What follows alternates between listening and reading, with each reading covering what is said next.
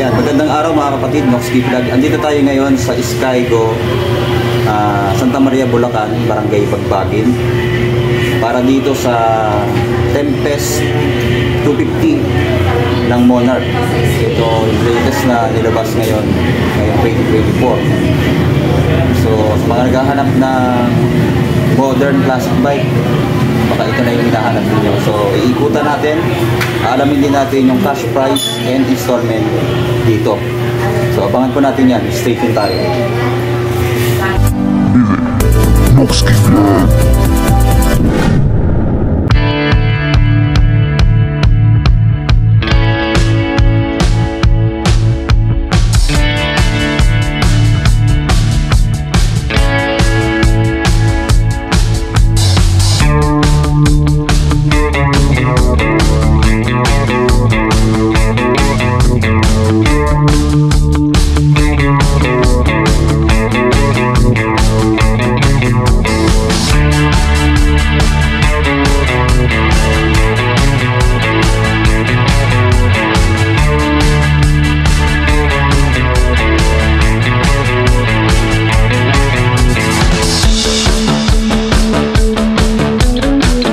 So, ito po yung Tempest 250 Fi ng Monarch.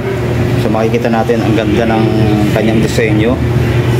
Modern, classic, makikita natin dito. Tapos, kulay yellow. Then, inverted fork niya ay kulay gold. Napakaganda, no? Napaka-premium ng datingan. Tapos, makikita natin yung kanyang disc brake sa harap, napakalaki din, no? Top size nito ay 3mm. Ayan, yung pinakalapad niya, no? Tapos naka dual pad caliper na kulay black dito, ang ganda rin, pero wala siyang tatak, ano? Tapos sa fender niya sa harap, ito. So ito, metal siya mga kapatid, na glossy yellow. Tapos may bracket siya dito. So very aggressive yung forma nito. Tapos makikita natin sa kanyang makina, ito malaki din, Fi na nga po. Ayan, makita natin dito yung kanyang sticker. Then may 250 dito sa gilid. Then yung Tempest na emblem. Ayan, napakaganda. Tapos silver yung side niya dito, pero ito ay plastic. Tapos ito naman makikita natin yung kanyang fuel system dito. So kitang-kita yung kanyang Fi dito. Ayan. Tapos napakalaki din yung kanyang makina sa ilalim. Ito kulay black naman. Meron din siyang monitoring sa langis. Ayan. Tapos yung langisan niya, ito nasa harapan. Dito natin ilalagay. Tapos ito yung kanyang muffler, makita natin. Ang ganda. Naka-stainless na. Ayan, hanggang sa elbow niya dito. Tapos makita natin yung mga sensor ng Fi. Tapos yung pinakadulo, ayan o, ganda rin, no? Tapos meron din siyang heat guard na maliit. Stainless na rin to. Makikita naman natin sa yung itsura niya, stainless talaga. Sa kanyang headlight naman, ito makikita natin round shape, pero LED yung mga ilaw nito, pati yung kanyang signal light LED na rin. Ayan o, nakaseparate siya mga kapatid sa kanyang headlight. Tapos dito sa kanyang gauge, ito kakaiba, wala siya sa center, nasa right side nakalagay yung kanyang panel gauge. Digital na rin mga kapatid. Ito na rin natin makikita yung kanyang speedometer, odometer, and then yung iba pang information. Tapos yung ignition niya, ito, no? Standard, pwede din natin ma-lock pag nakaganitong forma. Then meron din siyang USB charging port. Ayan, dito. Ayan, makita natin dito sa side na to. Tapos ito yung kanyang clutch, okay din. Then sa kanyang preno sa harap, meron din siyang brake fluid. Tapos sa mga switch, meron siyang hazard. Ayan, hazard switch. Then patayan ng makina or yung kill switch, meron din. Yung bukasan at patay ng ilaw, meron. Saka yung electric starter. Sa kabila, yung high and low, third signal light switch, saka yung busina.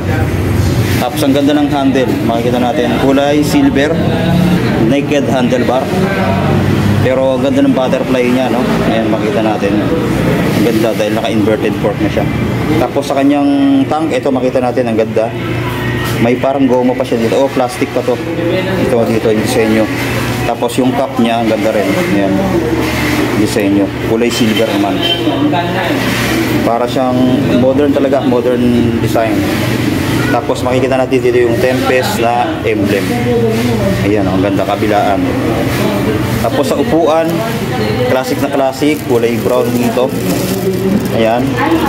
Ganda rin yung tahi. Ayan, double stitches na rin hanggang sa likod. Kasi malambot din yung kanyang foam. Then sa taillight, LED na rin. Ito, maliit lang. Tapos pati yung signal light niya, LED. Tapos yung fender niya sa likod, meron ding ilaw yan sa brake light. Then sa likod pala, ito, naka disc brake din, naka single pot caliper na malaki. Ayun yung kanyang disc brake sa likod. Ang laki din. Tapos yung hub nito, kulay dilaw din. Ayun, no, ganda. Tapos naka-spoke siya, no? Hindi pa siya tubeless. Tube type pa rin ito. So ang size naman ng gulong sa likod ay 130 by 70 by 17. Then dito sa harapan, ang size ng gulong ay 100 by 80 by 70 naman. Tube type. Then makikita rin pala natin dito yung kanyang busina. Ayan, dalawa. So malakas na rin yan dahil nakadual na siya. Pero kung gusto natin palitan sa aftermarket, pwede rin naman, no? Tapos meron din siyang araro dito, makikita natin. Protection na rin sa kanyang makina sa ilalim. Ayan, oh, ang ganda. Plastic naman to, na glossy black. Ayan, ganda. Tapos dito, ang ganda ng mga design dito. Ito, yung pabilog na design niya, kala mo makina rin. Tapos may logo dito ng Monarch. Kabilaan niya. Tapos naka single shock o naka center shock tayo dito, kulay red. Ayan, oh. Tapos 6-speed manual transmission na tong motor na to, kaya matuli na rin. Ayan, naka single shifter siya dito. Ang ganda rin, makapal yung bakal na ginamit. Tapos yung mga footrest ay napiplip din siya. Then may goma rin sa pinakaibabaw. Ganon din dito sa may OBR. Yan. Ganda rin, no? Ganda ng mga bracket niya dito. Silver. Ayan. Tapos, sa tingin ko, timing chain engine. Kasi meron siyang bukasan dito. So, ibig sabihin, napaka-smooth ng takbo nito. Less vibration pagka naka-timing chain engine. So, ito, makita natin yung kanyang gear shifting. Ayan, makita natin 6-speed nga po. Ayan, oh. 1 down, 5 up. Ayan, 1, 2, 3, 4, 5, 6. So, ayos na ayos to. Goods na goods, mga kapatid. Itong setup nitong Tempest 250. So, mamaya ipapakita natin yung kanya cash price installment. So, meron pa yung isang kulay black. Ito, ganda rin to, kulay black. Makita natin dito Tempest na kulay black. Ayan. So sabi sa atin ni sir, pwede daw itong i-operate o buksan. Tingnan natin. So ayan, yung kanyang gauge. So meron siyang trip meter. Ito yung speedometer niya, digital. Then yung fuel gauge meron. Then yung RPM gauge, ayan, paikot na ito. Battery pala to, sa battery. Tapos yung engine check, meron sa signal light, ito, kabilaan. Tapos yung gasoline naman niya, ito. So, goods na goods, mga kapatid. So, tingnan natin sa ilaw. Ayan. Ito naman yung ilaw niya kapag nakabukas. Pakaliwanag, LED yung kanyang ilaw, no? Parang pinaka park light niya nagre-reflect dito sa gilid. Ayan. Tapos sa signal light, try natin. Yan yung signal light. Yan, no? Pati dun sa likod nag-blink siya. Sa kabila, yan naman yung sa kabila. Yan din dito. So goods itong Monarch. Yan. So pinakita nga natin kanina, meron siyang hazard. So, try natin yung hazard. Yan. So dito nag-blink naman sa kanyang gauge. Then sa harap makita rin natin yung nagbi-blink. Yan. Pati sa likod makikita na. Yan. Isa sound check ni sir. Yun.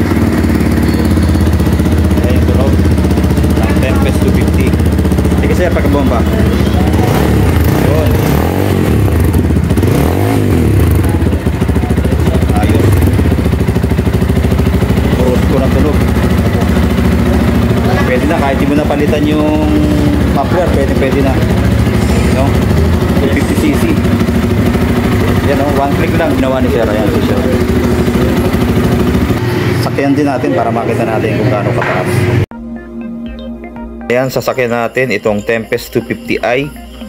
Yung kulay yellow yung nagustuhan natin, kaya dyan tayo sumakay. At makikita natin dyan sa height kong 5'6", konting tiptoe lang. So pwede ito sa mga 5'6" pataas. Kaya rin naman ng 5 flat, pero tiptoe na po ito. Napakalambot din i-maneuver. Makikita natin dyan pagka sinide to side mo yung manibela niya. Okay na okay. At napakalambot din ng kanya mga shock. Ayan, makikita naman natin. At kung sa pyesa naman ang pag-uusapan, walang problema dahil meron pong pyesa ang Skygo para dito sa mga motor nila na Monarch. Sa mga nagbabalak kumuha, ito po yung cash price installment.